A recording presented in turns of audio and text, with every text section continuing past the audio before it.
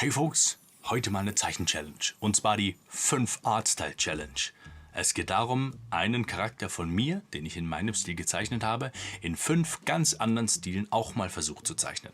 Normalerweise werden da Cartoons oder irgendwelche Serien oder Animes verwendet. Ich habe mich heute aber für 5 YouTuber, denen ich folge und denen ich regelmäßig anschaue, 5 von deren Stile ausgesucht. Welche das sind, erfahrt ihr während dem Video. Bleibt dran, schaut euch an, was bei rausgekommen ist. Es ist heftig.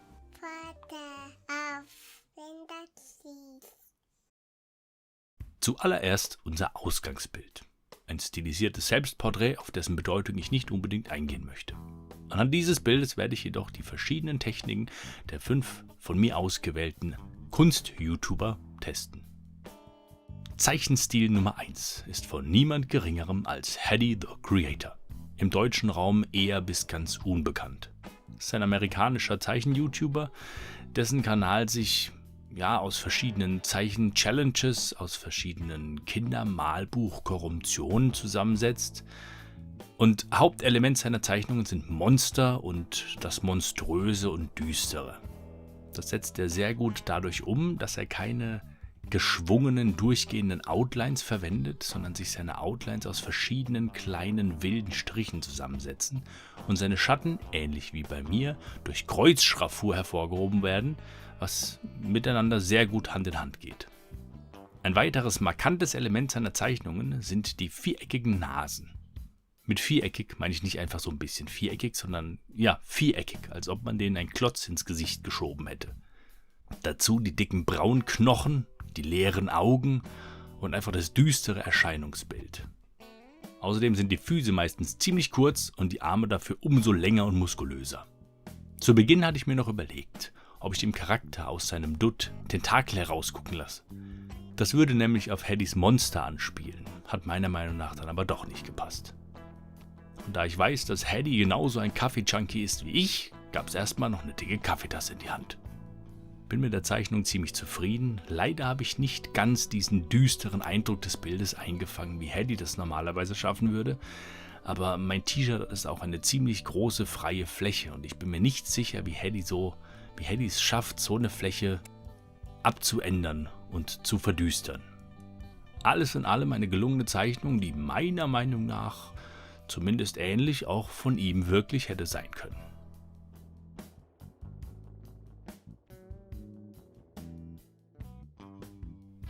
Der zweite Zeichenstil orientiert sich an Gorks. Den dürfte man auch im deutschen Raum kennen. Seine Figuren sind sehr stilisiert mit großen Köpfen, großen Leibern, großen Füßen und Händen und der Rest sind Zahnstocher. Die Zeichnung ging mir tatsächlich recht gut von der Hand und schnell, da sie vom Stil her zumindest in die Richtung meiner Zeichnungen geht, was die Arme und Beine angeht. Trotzdem habe ich von Gorks noch kein Bild gesehen, wo er barfuß gezeichnet hat, deswegen musste ich mir das aus der Nase ziehen. Und da Gorks eher ein Jugendlicher ist, gehe ich nicht davon aus, dass er mit der Kaffeetasse rumrennt, sondern mit so einem Kaffeebecher, mit irgendeiner Eislatte und Strohhalm. Zudem bin ich mir nicht ganz sicher, wie Gorks Bärte zeichnet, deswegen habe ich da meine eigene Interpretation einfließen lassen. Mit der Schattierung bin ich nicht wirklich zufrieden, wobei ich weiß, dass Gorks das meiste mit seinen Alkoholmarkern macht. Und das ist für mich in meiner Unfähigkeit leider etwas schwer digital nachzustellen. Auch hier bin ich recht zufrieden mit dem Ergebnis und ich würde sagen, in zumindest einer schlechten Minute hätte Gorks sowas auch produziert.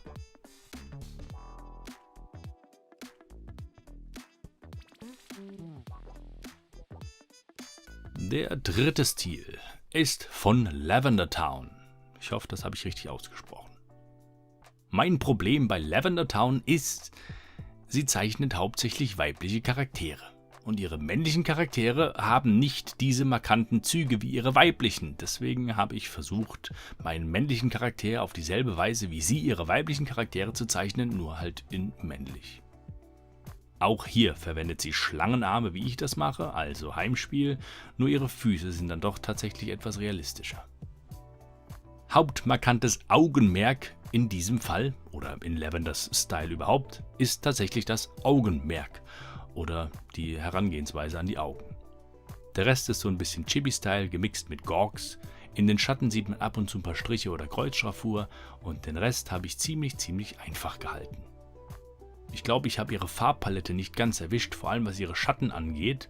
Trotzdem bin ich sehr zufrieden, bin mir aber ziemlich sicher, dass sie so ein Bild niemals produzieren würde.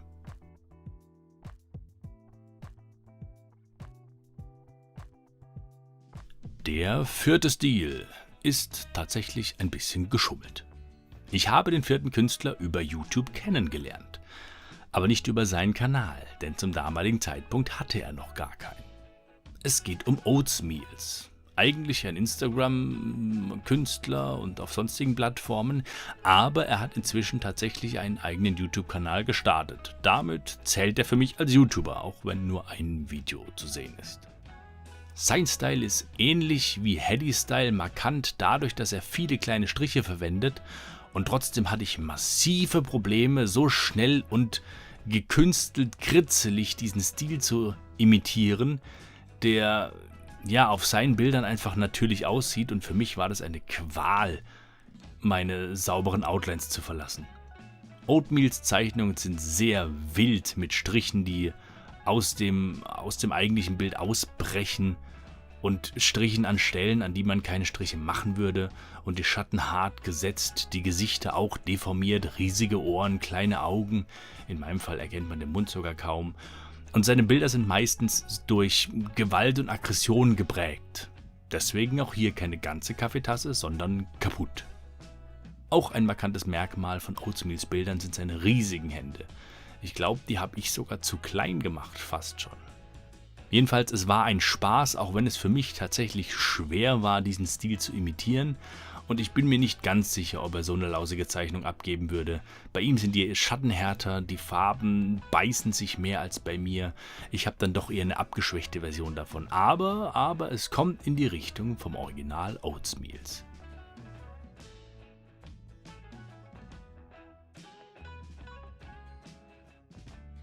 Und der fünfte. Wer könnte es weniger sein als Tenhan persönlich? Über dessen YouTube-Kanal ich Oatsmeals übrigens kennengelernt habe. Ich wollte Tenhans Stil schon öfter mal imitieren, habe mich aber nie dran getraut. Diesmal war es also eine von mir selbst auferlegte Herausforderung. Seine Outlines sind auch nicht ganz so gerade und sauber wie meine, da er sehr viel traditionell arbeitet und ich digital nun mal einfach die Stiftführung mit dem Programm nochmal sauberer machen kann.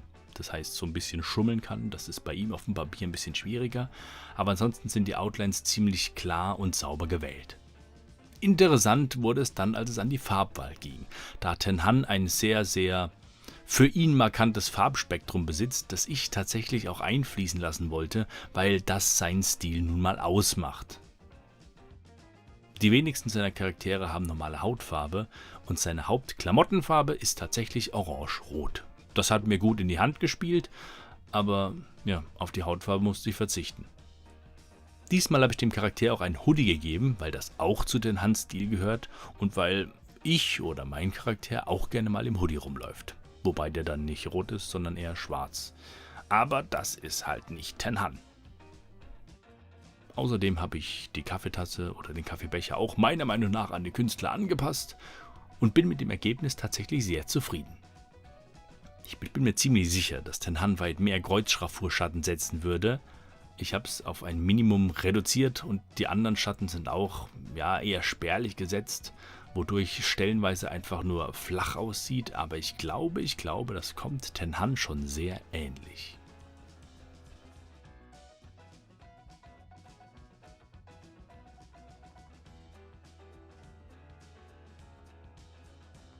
Ich habe zu Beginn gesagt, es ist heftig.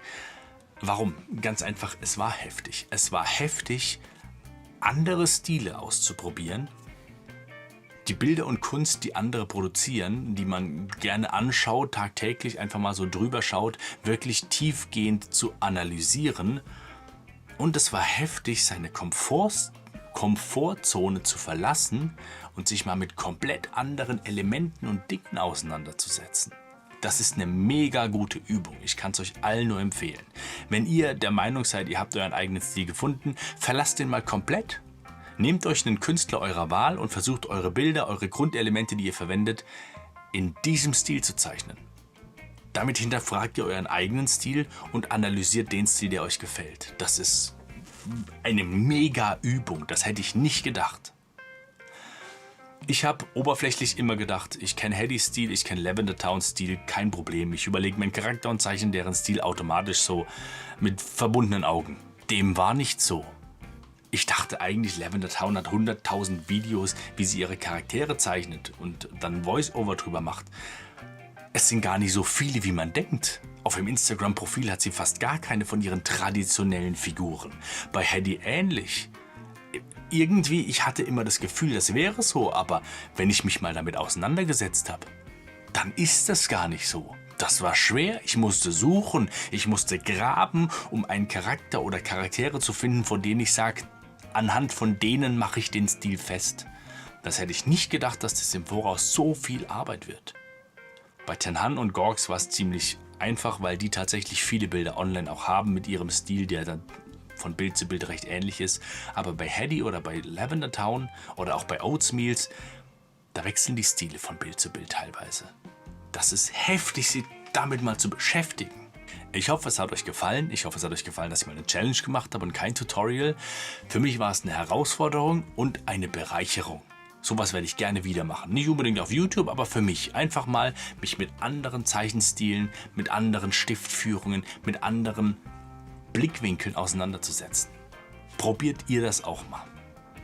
Ansonsten kann ich nur sagen, ich hoffe, euch hat das Video gefallen. Bleibt gesund in dieser schwierigen Zeit. Bald ist Weihnachten, bald haben wir zumindest dieses Jahr geschafft. Und ich hoffe, wir sehen uns im nächsten Video. Ciao. Haha. Huh?